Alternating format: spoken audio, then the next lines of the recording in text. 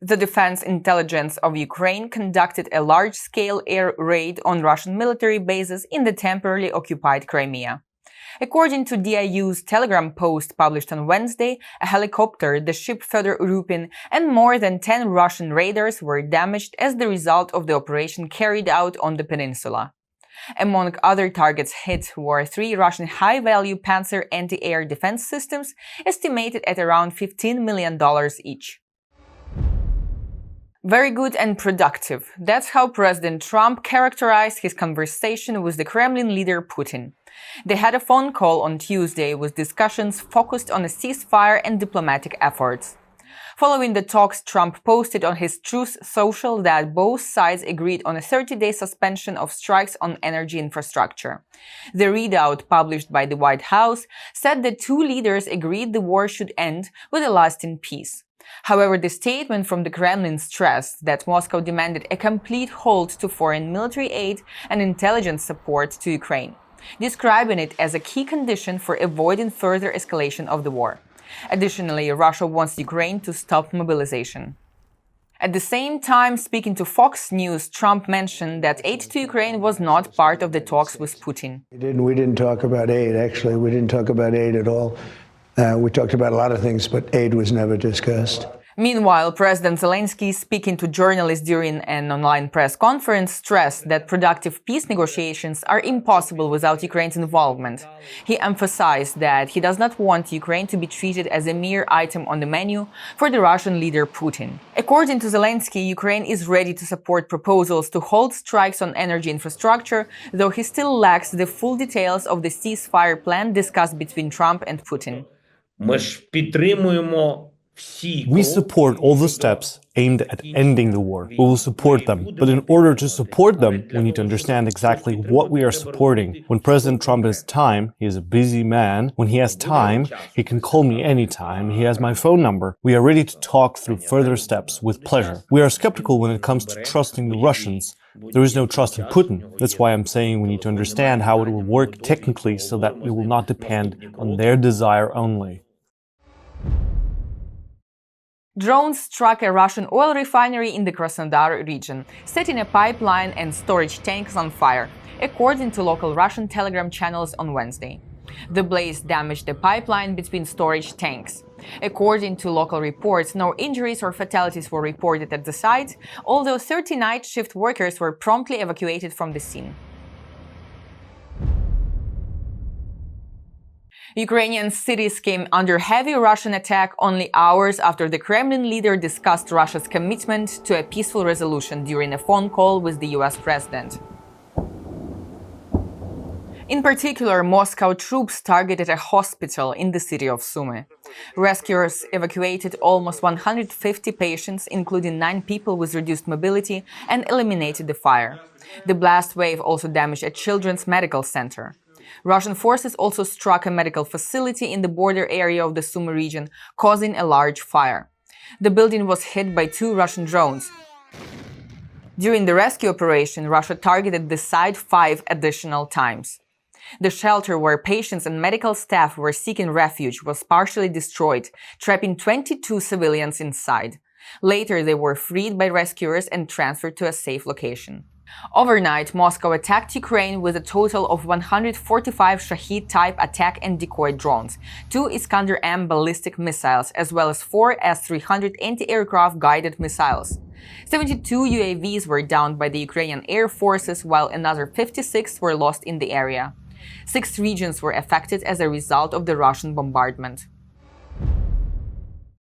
President Zelenskyy called Putin's agreement to stop striking Ukrainian energy infrastructure at odds with reality, following a series of drone strikes across the nation. Even tonight, after Putin's conversation with US President Donald Trump, when Putin said that he was supposedly giving the order to stop the strikes on the Ukrainian energy sector, there were 150 drones overnight, including energy facilities. The strikes were on transport. Unfortunately, 2 hospitals were hit, on ordinary urban infrastructure. This statement was made during a joint press conference with Zelenskyy and his Finnish counterpart Alexander Stubb. The Ukrainian president, along with the First Lady, arrived in Helsinki on an official visit on Tuesday. Speaking to journalists, Zelenskyy also said that any potential peace talks with Russia must begin with an unconditional ceasefire before moving on to more complex issues. Any negotiations are a fragile opportunity, a very fragile opportunity to end the war, especially when it comes to the Russians, who have so far demonstrated their unwillingness to end the war. As for territories, this will probably be one of the sensitive and difficult issues in the future negotiations. For us, the red line is the recognition of temporarily occupied Ukrainian territories as Russian. We will not accept that. Ukrainian forces successfully identified and targeted 3 North Korean Koksan self-propelled artillery systems in Russia's Kursk region. This was reported by the 14th Separate UAV Regiment. According to a Telegram statement, despite Russian forces attempting to shield the systems using improvised protective structures, this did not prevent the precision strike. Operators detected the artillery positions and adjusted fire for a strike carried out by HIMARS, which employed both high explosive fragmentation and cluster munitions. Ukrainian strongman Oleksii Novikov broke the world deadlift record by pulling 550 kgs at an international competition in Barcelona, Spain on Tuesday. Novikov competed without the use of additional supportive equipment, securing both the tournament victory and the new world record. He won the title of World's Strongest Man in 2020 and has consistently ranked among the top competitors in the sport. He is also an ambassador of the 46th Air Mobile Brigade, which stated that this victory represents the resilience and strength of the Ukrainian people. Ukraine has the undeniable right to defend itself on its own and with the support of its partners. This was stressed by the Finnish President Alexander Stubb during a joint press conference with President Zelenskyy. He underlined that this right cannot be restricted in any way, not now and not in the future. According to Stubb, Ukraine, Finland and Europe all want peace, while Russia still has to demonstrate whether it wants it. The first step in achieving peace is a ceasefire. There are only 2 ways to respond to the proposal of the President of the United States. It's a yes or a no. No buts, no conditions. Ukraine accepted a ceasefire without any forms of conditions. If Russia refuses to agree, we need to increase our efforts to strengthen Ukraine and ratchet up pressure on Russia to convince them to come to the negotiating table.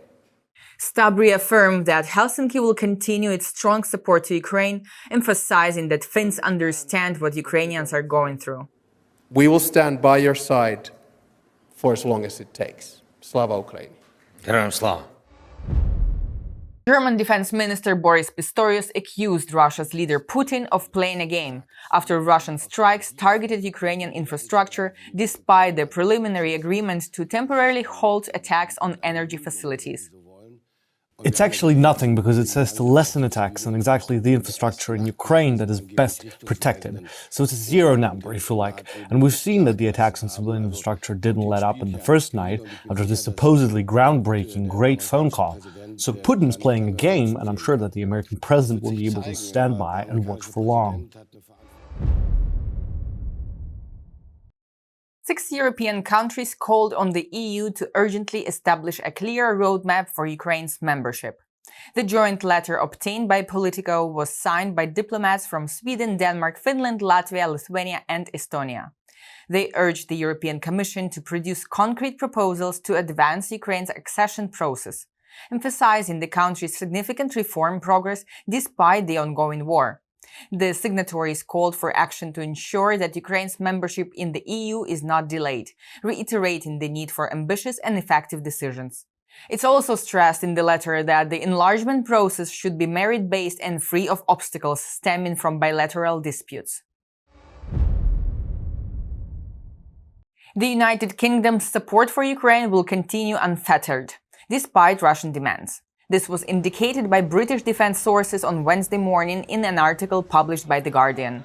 To restate, the Kremlin had previously said that the key condition for a supposed peace was cutting foreign military aid and the provision of intelligence to Ukraine. According to Guardian sources, the flow of military aid worth almost $6 billion this year would not simply stop because the Kremlin demanded. Furthermore, on Wednesday, during a parliamentary session in London, Prime Minister Keir Starmer reaffirmed to the House of Commons the country's united effort in aiding Ukraine. Last night I spoke to President Zelenskyy to discuss progress that President Trump had made with Russia towards a ceasefire, and I took the opportunity to reaffirm our unwavering support to the people of Ukraine.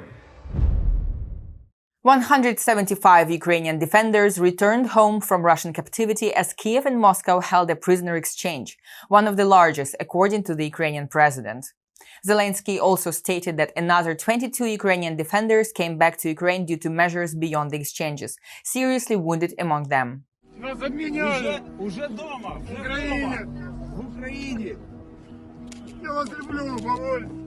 Among those released are soldiers, sergeants, and officers of the Armed Forces, Navy, National Guard, Territorial Defense Forces, and Border Guard Service, who defended Ukraine in different directions. In particular, defenders of Mariupol and the Azovstal plant returned home. Zelenskyy stressed that he is grateful to the Ukrainian team involved in the process of the search and exchange of prisoners, but also to all Ukraine's partners, especially the United Arab Emirates, for making this exchange possible. Слава Україні!